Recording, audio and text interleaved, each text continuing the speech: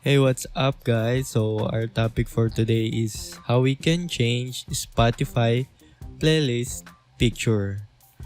So, first, you have to have your application on your desktop. You can download it at spotify.com.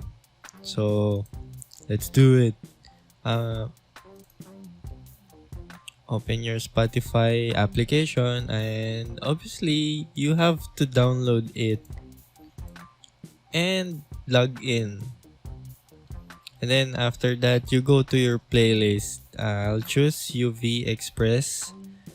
So I'm gonna change it. So click this pencil icon here and replace the image.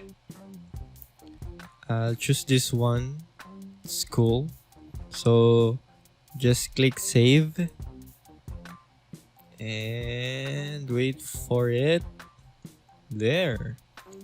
So that's it, guys. Thank you for watching and don't forget to subscribe.